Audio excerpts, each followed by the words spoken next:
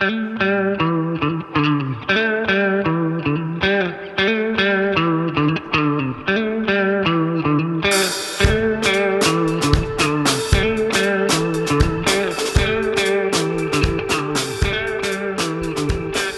guys, how's it going? Hopefully by now you have watched my video on our bike packing trip through Galloway Forest Park and the stay in the bothy. Myself and Stephen and Colin have done a 3-day bike packing trip through Galloway Forest Park. So if you haven't watched that video, go and watch that video now, or after you've watched this video, make sure you watch this video too. What I thought it would be really interesting to talk about just for a few minutes is the three of us are into outdoors adventures, we're into cycling, we're into bike packing, but the three of us all have three different bike packing setups.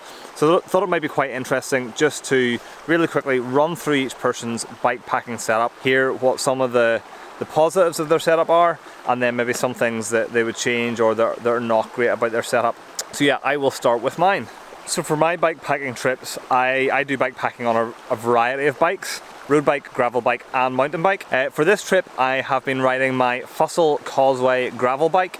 The Fossil Causeway is a brilliant bike. It's a super versatile gravel bike. I use it for gravel, for off-road riding, but I also use it on the road as well. I stick road tires on it in the winter and use it as a winter road bike. So a super versatile bike. I'm running it with a 2x setup. A lot of gravel bikes have a 1x setup, but I'm running a 2x setup because that means I can swap out for road wheels because it uses the normal Shimano Hyperglide free hub on the rear wheel. So that's the bike setup. In terms of bags, I'm then using the Tailfin Aero Pack, the rear rack with the 20-litre bag on top of that. On one side I have a 10-litre pannier, and on the other side I have a 16-litre pannier. The reason I have different panniers on either side is just because I bought the two 10-litre panniers at the start, and I've since bought one of the 16-litre panniers because it can accommodate a laptop. So it means I can commute on the bike and carry the laptop. Oh, these midges are getting wild. So that's the only reason I have a 16-litre on one side and a 10-litre on another side, but it does give me a bit more space, which is great.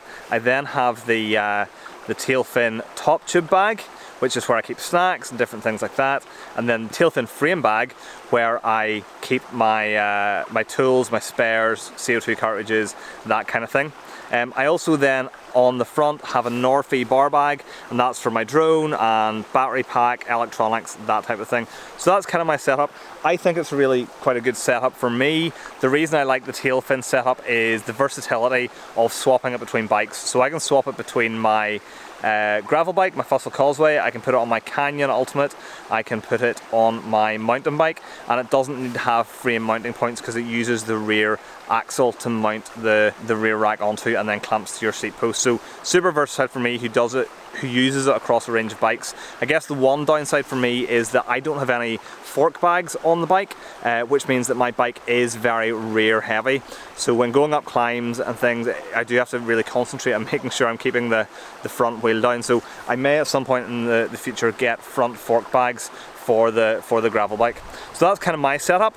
What I'll do now is I will chat to Colin a little bit about his setup. So tell me a bit about your bike first of all. Okay, so it's a Sonder Camino gravel bike. Pretty relaxed geometry, so you can go fast in the rough stuff, but it handles road really well as well. It can take up to 50C tyres, so plenty of chunk, and I absolutely love it. What about the saddle? The saddle, Brooks, I've been running that same saddle for 6 years now. I would never ride another saddle. It's like sitting on a sofa. The most comfortable thing. Did it need broken in though? It did, yeah. Oh, it maybe took 1,000 miles or so to break in. Okay. But it was pretty comfortable from the offset. What about your bike packing setup, your actual bags and stuff? So the bags, I am running full restrap gear with a kind of more traditional pannier setup.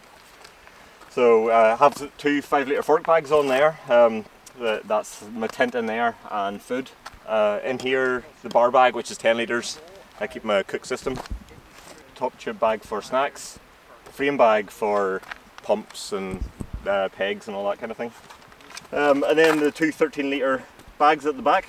I did try more traditional bike packing setups with like a large saddlebag instead of panniers, but I found it too restrictive. So I went back to these. It's just so much easier to pack. So what's your favourite thing about what's the best thing about your setup? The ease of packing, honestly, is key for me. So in here's the sleeping bag. there's no hassle. You just stuff it in. There's no like wrestling with the size. There's a winter bag in there as well. So that's definitely my most. That's my favourite thing about that. So is there anything that is any downsides? Anything you would change? Any challenges you have with your setup?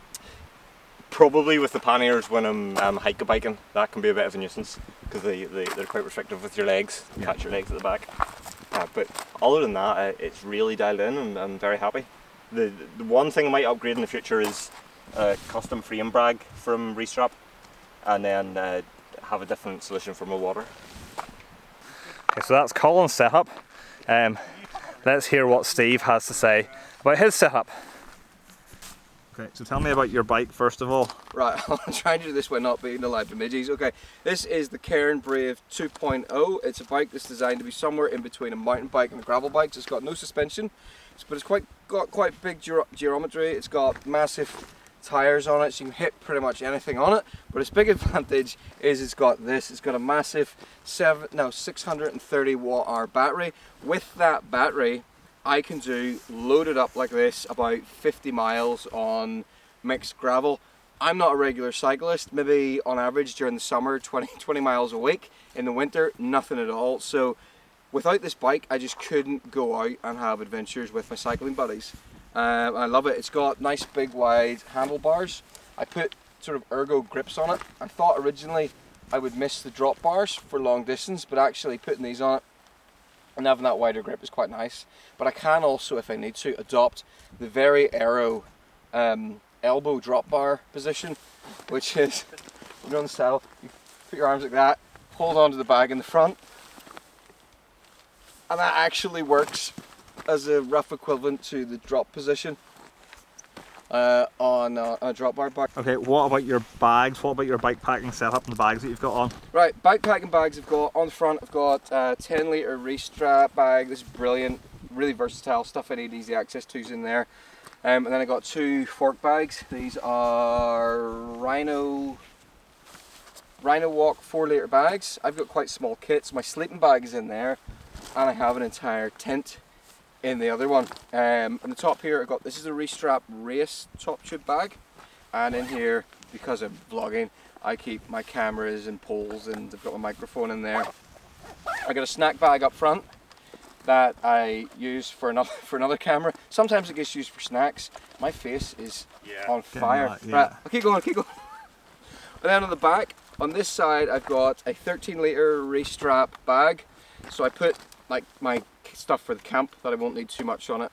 And then I use an Ortlieb quick rack, which is like a much cheaper version than the tail fin system.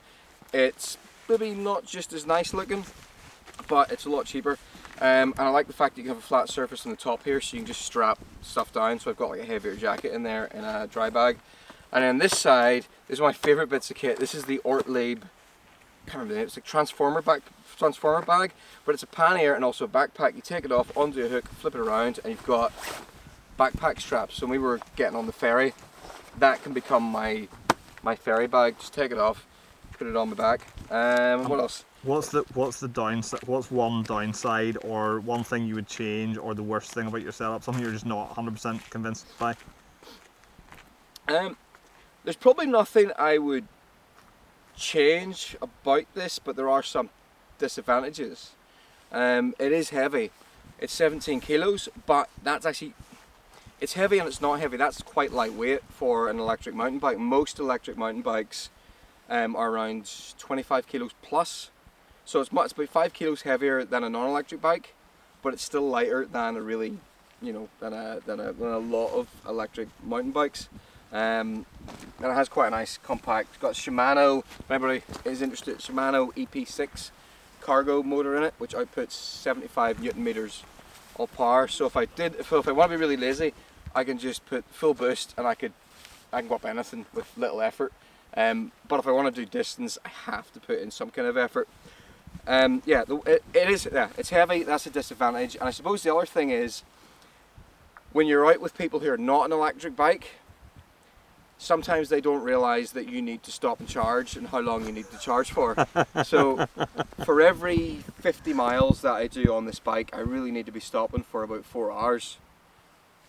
which doesn't sound that unreasonable. That's just a couple of long lunches. I had planned to bring a second battery with me, but I accidentally bought the wrong battery, so it's down to one. Right, okay, midges are eating us alive, so time to get moving again. So those are the 3 different bike packing setups that the 3 of us have been riding on this trip. Ultimately though, it kind of doesn't matter what your bike packing setup is. If you want to go outdoors, have a bike packing adventure. If you have a bike and you can get some basic bags, go out with a couple of friends and explore. Be sensible, you know, leave no trace where you are staying, you know, follow kind of like outdoors code, all that kind of stuff. But at the end of the day, it's not about what bike you have, whether it's an e-bike or a normal bike. It's not about whether you have fancy bike packing gear or basic bike packing gear. It's just about getting outdoors, enjoying the outdoors with your friends and exploring nature, exploring what the countryside has to offer. I hope you've enjoyed this video. If you guys do any bike packing, leave me a comment down below. Let me know what bike packing setup you use. Any bike packing tips, any bike packing recommendations that you would have, leave it down below. You can go follow Colin on Instagram at Unpaved Ireland. You can follow Stephen on YouTube at Stephen J Reid. I'll put links to their various social media channels down below. I will see you guys in the next video. Bye bye.